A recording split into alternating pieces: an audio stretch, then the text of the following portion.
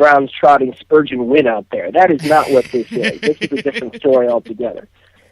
Absolutely, I agree. And so keep an eye on that as well. But there's some variables there, and it'll be very interesting to see which Browns team shows up too. I mean, I've liked the way Coach Pettin has talked about this week and the team coming in and how they came back from last week, and I like how they've done a good job. I continue to beat this drum because they do it week to week. They keep everything week to week, and I think that's reflecting on their players. They keep the focus week to week instead. Even Kyle Shanahan got 8 million questions about Josh Gordon and did a good job of saying, listen, I can't tell you how excited I am to get him out on the field, but I don't even want to talk to you about it until Monday because I don't care. I got something else much more important right now, and they just keep throwing the questions. He's like, look, man, talk to me about that on Monday because that's Monday's problem. And I think that sums up the way this coaching staff has been all season. So if they do that, I'm looking for maybe them not to get caught by surprise. I'm sure, hey, if I'm Brian Hoyer, I'm saying to what you and I just said to my guys, I'm going, hey, just like I showed up here, you guys said, I don't know if this kid can play. I'm just telling you now that kid can play. So let's just go out there and let's not screw around. Let's just assume he can play and they can play. Because like I said, Houston, you even look at their losses. I was bringing this up yesterday when we were talking about it. They all good teams.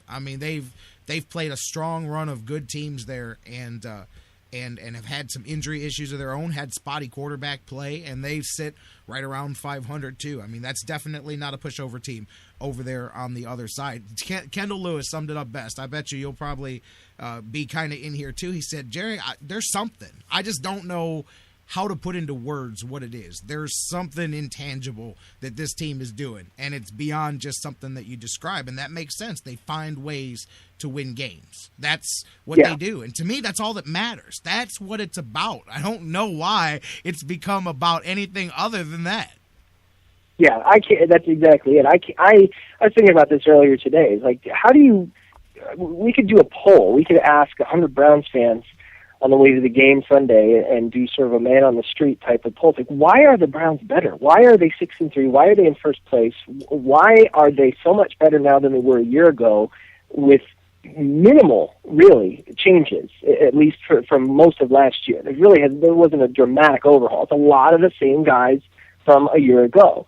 What is different? And I don't know that there would be a consistent answer. I don't. I really can't point to anything. It's like, well, they're running the ball better. They're overall, over the course of the season, they're running the ball better. But why are they running the ball better? They've got some new running backs, but nobody's like a number one draft pick. The offensive line did not go through an overhaul. Like, what exactly is it? Like, well, Hoyer. Well, okay, that's true, but how is Hoyer doing this? Why is Hoyer so much better than Whedon and better than Brady Quinn and better than Coleman? Why? I think that's the same. And Kendall hit it on the head. There's really something intangible that the old phrase, the whole is greater than the sum of the parts. I think that's true. It's sort of that cardiac kids type of mentality. That you look on the team on paper, it's like, well, okay, yeah, they're fine, but there's something about the team itself and the season itself that seems to raise the level and enables them to do things that otherwise we thought they wouldn't do. So there's some kind of mojo going here that we can't really explain. Similar to 2007, really. I think we saw this a lot in 2007, that team did have some talent, but really not much more talent or any different talent than they had the year before. There was just something, they caught a little lightning in the bottle a little bit and kind of rode it to a 10-6 year. And it feels a lot like that. A very different team, to be sure, but similar type of season. So, yeah, and I think having the extra 3 days, I liked that. Having the extra 3 days from last Thursday to not only sort of recover physically, but I think mentally to kind of level set yourself again. I think to have those extra 3 days to allow yourself to prepare mentally and come down mentally a little bit. So you're not just going to, hey, we just won a huge game, we just need to show up and win the next one. I think that extra 3 days may have tempered that a little bit. I really think that helps. So I think we'll see an energetic performance, even if it's not a sharp performance. I think they'll be okay. But yeah, it's interesting to see how long they will ride this. The other thing too that I think we mentioned last week a little bit, that this is by no means is this an easy game, but when you compare this to the 6 that they have remaining after, this is the easiest of the 6. I don't think it gets any easier after this. So yeah, they really do need this one if they want to keep this thing going. Yeah, they do, and it's going to be a fun atmosphere down there. I expect it to be. It's been this way every game at home, louder each week, the loudest since they've come back, basically, and I expect that to continue. There should be some hooting and hollering. Hopefully, they can give them a game to go out there and match that. There's going to be some injury issues on both sides. Good news, Browns fans.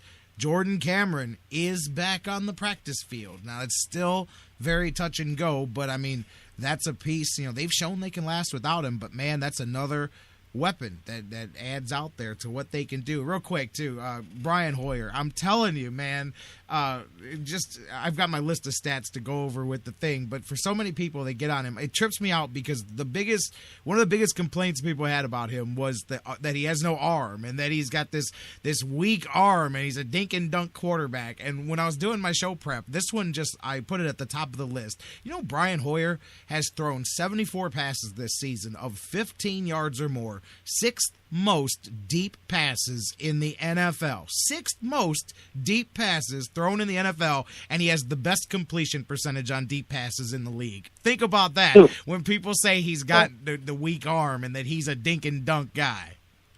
Yeah, that's, you know, again, tying it with baseball, that's this obsession with guys who throw 103 miles an hour, and it's anyone who knows baseball knows it's less about speed and more about where it's going and control and all of these things. And yet there's still this macho, oh yeah, he's throwing 103. Like, yeah, and they're hitting it out at 120. Whereas, and the same thing with Hoyer. Like, who really cares if he has a John Elway arm, if it's going in the sideline or going into the ground? Who cares? It's getting there. He's accurate. I'll take that over a super athlete who's completing 45% of his passes. I'll take this.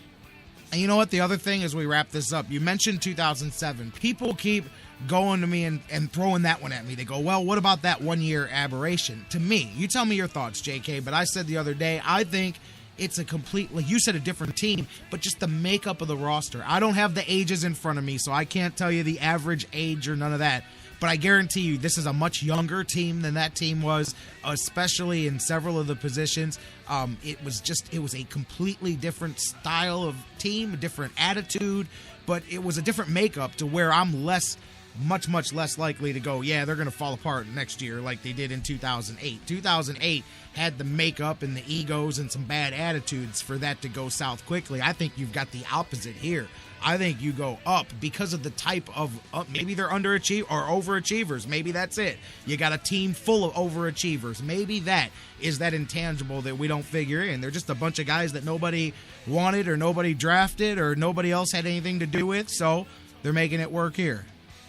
Yeah, I think that's probably as close as you're going to get to a difference, pinpointing a difference between the two. I think other than Derek Anderson on that 2017, the rest of them were guys who we expected that kind of stuff from. Braylon Edwards, Kellen Winslow, Jamal Lewis. It was guys who had either been there before or had been acquired with this in mind. And this was the one year that they actually did it. They either quit riding motorcycles or started hanging on to the ball or whatever it may be and actually lived up to expectations. Whereas this year, yeah, this team is much more about overachieving and guys who never got a chance, and here they are. It's much more of an underdog type of story. So, and I think that played into the downfall in 2008. I think there were some guys with attitudes and I think overall, we've talked about this many times before, but after 2007, the Browns just thought they'd arrived. They thought they were there and did very little to sort of address what most of us saw as glaring needs going into 2008, and kind of they got Brady Quinn. What are you talking watch about? Things flip. So hopefully that won't happen again. That however this plays out, that the Browns will realize, yeah, we still have some big holes we got to fill, and we got to get to work on those in the offseason. And I think that won't happen again. So that alone, I think, will prevent them from however this winds up, from dropping to 4-12 next year as they did in 2008. That's the week-to-week, brother. Braylon Edwards week-to-week was telling you how great these Browns were and how flashy they were. Meanwhile, Brian Hoyer's going, hey, man, I'm just worried about tomorrow, brother. I'm just trying to win one game. I want to be 1-0 on Sunday night. So hopefully they can. My man, JK, have a good one. And I'm telling you, you asked what the difference is. It's the coaching staff. It's the general manager. I think there's a lot of things that are different between the team that are the intangibles, man. Even though a lot of the roster's the same, the ones that were changed are are making a difference. But I think the biggest is Brian Hoyer. I mean, there were parts of this team that Brandon Whedon literally destroyed last year. I mean, when you do the things he did with the football, people quit playing. And they quit playing football behind him. They did. They quit playing. The defense is like, you know what?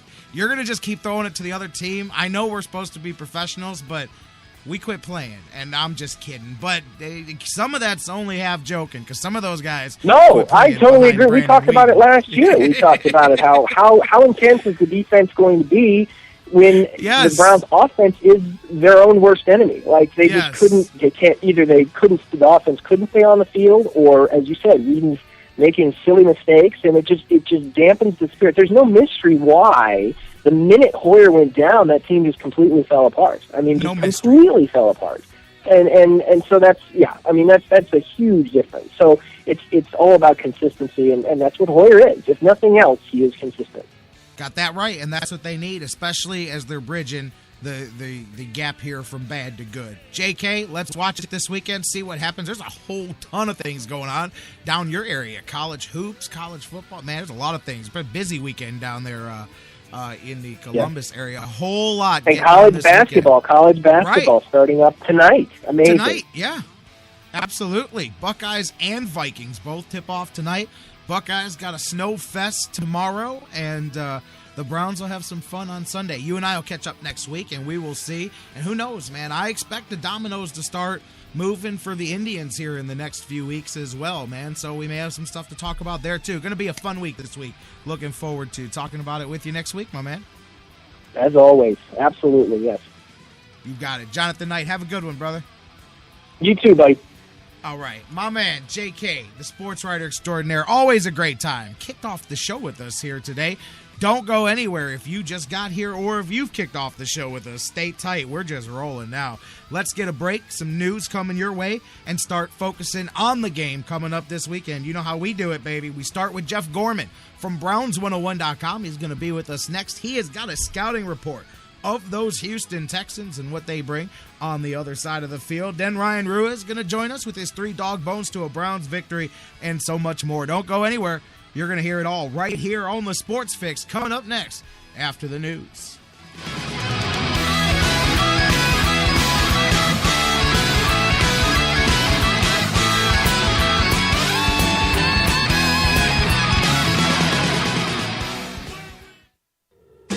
The Sports Fix, your choice for intelligent talk. That was wonderful. Bravo! I loved that. Oh, it was great.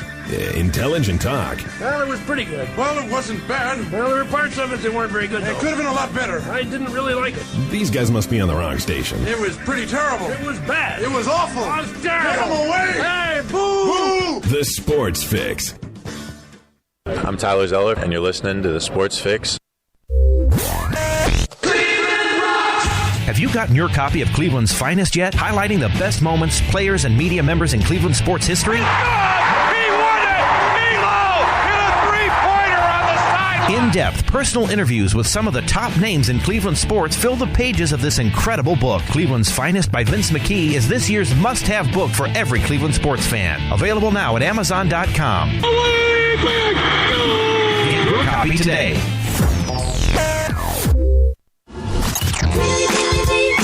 Sports Fix listeners, do you tweet? So do we. So tweet with us 24/7 at the Sports Fix CLE.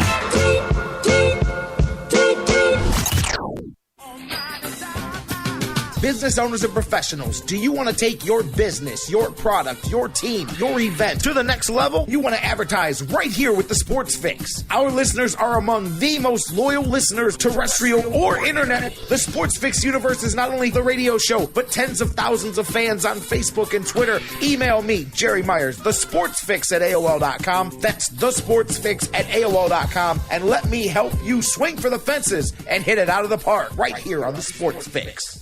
Portions of the Sports Fix brought to you by Harry Buffalo. Harry Buffalo, join the herd. News break. Good morning, I'm Bob Picozzi. 61%, that's how many teams who have won 6 of their first 10 games have made the playoffs since the current 12-team postseason format began in 1990. Miami is now 6-4. Following a 22-9 home win over Buffalo in Thursday Night Football, Ryan Tannehill passed for both Dolphins touchdowns. Yeah, we talked about